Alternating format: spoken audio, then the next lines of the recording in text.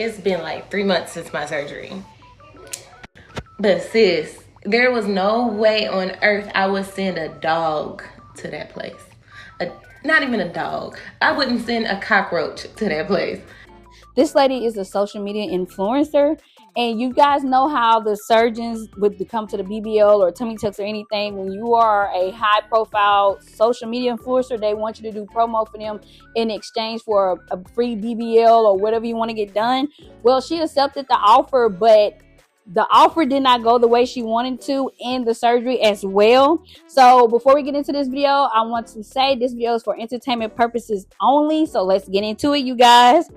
The first red flag was when they told me all the other influencers they've worked with, and I never seen any actual promo from those influencers that had the same deal I had. And I'm like, I'm scrolling on their pages, and I'm like, I don't see any promo from what y'all said y'all want me to do from these people. But the main thing was, after I had my tummy tuck, I ran into a major complication. And I think it was just from the pain of it, and I had to go from the recovery house to the hospital. That was the first major thing that I was like, no, fuck this. I had to go to the hospital. The hospital was right next door to that office. Not one person from that office came in there, called me, nothing. I literally had to reach. That's crazy that the place you had surgery at is right next door to the hospital. You end up with a complication issue after your surgery. Nobody comes over to the hospital to make sure you're good. The doctor, the nurse, nothing. Like, I would be over there checking on this woman, making sure she's good, because if depending on how bad her complication was, she could have sued you guys. So you should have made sure she was okay, she was still breathing, did she need anything, etc. They was done with her because they got that promo. And begged them, like, help me, I don't know what to do. Like, it was ridiculous. Before I got surgery, they were, I don't know if all places are like this, but since they knew I was an influencer and I was documenting everything in my mind, I'm like, okay, they're gonna treat me right, everything's gonna be great. They're gonna, no. Okay, so I get the surgery and I wake up. This was the first, I wake up, you know, you kind of out of it, you know, and the lady walks up to me. She didn't introduce herself, nothing. She opened my legs and started pulling my catheter out. And I'm like, hold on, wait, you know, trying to figure out what the hell is going on. I'm just waking up. She has a whole attitude yanking a. Listen, I hate getting those catheters put in me. And the fact of she walked up to this girl once she woke up and snatched it out of her, I know she was in pain. Yeah, she was probably in pain, because when they take those out and being gentle with those things, it hurts like hell. So I know she was very uncomfortable with that Catheter out of my hoo-ha. So when she snatches it out, immediately, I guess I pee or it released out of the tube. I'm not sure what happened, but I felt it all go up my whole back and onto my legs and my incision, and it was burning. And I'm like, wait, I just peed on myself. This lady had the nerve to look in my face and tell me, oh, it's just fluid from your BBL. I'm like, I only got lipo in the bottom of my back. And I know what piss feel like, and I know what it smell like, so don't lie to me. So you told it was from her BBL, but this lady's just stating she didn't get a BBL. So how is this a BBL horror story though? If she just literally just said she didn't get a BBL. So I'm sitting here confused now.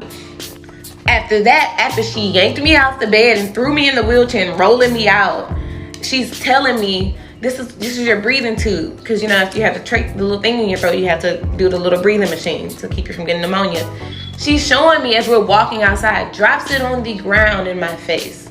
It is not the fact that she dropped it. It's because I was out of it, but I ain't slow, I ain't stupid, I ain't dumb. That's one thing I ain't never been. She picks it up off the ground. I'm like, can I have another one? You just dropped it on the ground. This lady looked at me in my face and told me if I caught it before it hit the ground. So pretty much the nurse was like, girl, shut up and take this breathing tube and go on about your business. We are done with you. You gave us our promo. Goodbye. So once I ran into the issue at the recovery house, I couldn't catch my breath because I was in so much pain. And the recovery house was great and the recovery nurse was awesome. So after I finally got out the hospital, I was able to go back to the office, which was right next door, and I didn't know it. In my mind, I'm like, how the fuck I've been in this place for 3 days, and not one of these people came and checked on the influencer that they asked to do promo for them. Just blew my mind. But I was like, you know what, maybe they're busy. I gave them the benefit of the doubt. I get there. I'm like, okay, I need to do my post-op appointment in a wheelchair, in a hospital gown, can't move, can barely breathe, in pain. So I'm sitting out, you gotta get buzzed in. So I'm sitting outside in the heat for like 20 minutes before they buzz me in. Finally get buzzed in, and they take me to the front desk. And I'm like, okay, I need to do my post-op. A whole different doctor that didn't even do my surgery did my post-op and told me I got a mini tummy tuck. No, I got a full-blown pull skin open, sew abs together, pull skin back down, tummy tuck. Okay. Oh no. First you get the doctor that didn't even do your surgery, and then this doctor don't even know what you had, talking about a mini and you had a full. Baby, I would have been standing there like, what in the heck have I gotten myself into? These people don't know what they're doing. They're rude and all the above. I'm like, no, I got a full tummy tuck. He's, oh, well, I don't know. And I'm like, how the hell are you? So what did I? And my question was, where exactly did I get lipo? I had to go somewhere else, to a doctor in Houston, to find out exactly what was done to my body. It's the fact that she had to go to a totally different doctor to find out what surgeries she had done on her body, because these people couldn't even tell her what they really did to her. I would be suing them. I don't care. I don't care. They would get sued, which if she signed, documents saying that, whatever's done is done, that she can't sue them, she's ish out of luck. But this is a crazy story. Still trying to give them the benefit of the doubt, because I'm like, there's no way y'all are asking me to promo for y'all. And this is the best y'all can do for somebody who's actually supposed to go out and tell people about their experience. I was talking with the girl, like the coordinator, and she was telling me, don't worry about anything. We have everything under control. Your recovery stay is going to be covered. And y'all, I'm not entitled at all. And I asked her, I'm like, look, if there's something I need to pay for, tell me so I can tell my man now. We can get it all figured out before I go out there, because I don't want no problems. I don't want no issues. Don't be stressed about nothing while I'm trying to recover. No, we got you. Everything's going to be covered. All I did was pay for my surgery. I didn't have to pay for recovery nurses, which I am completely thankful for. And I will shout, I'm going to do I have a whole footage of what happened at that recovery house.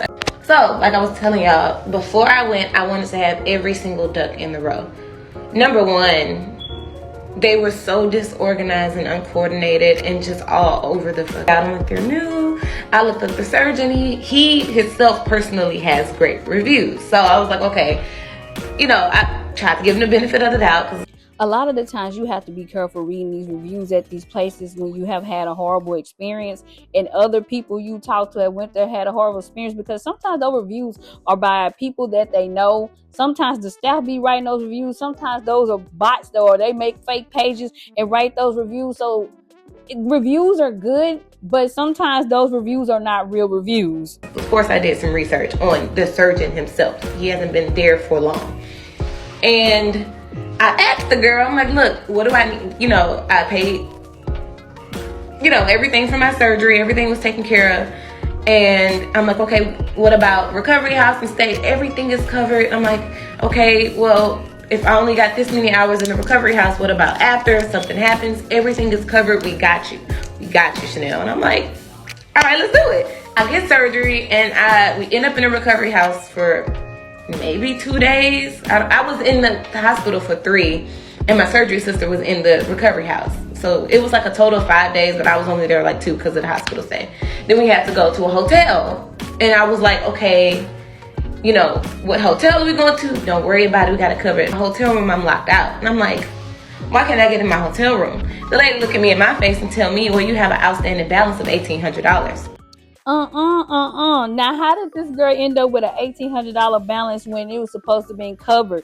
They be lying. They get these chicks to do these, and I hate these social media influencers, end up getting in these situations, but they just be using these ladies to promote their business. Once they get that promotion, like I keep saying throughout this video, they are done. They basically got this promo for this girl, did her little surgery for her, and they was like, deuces, sis, you're on your own.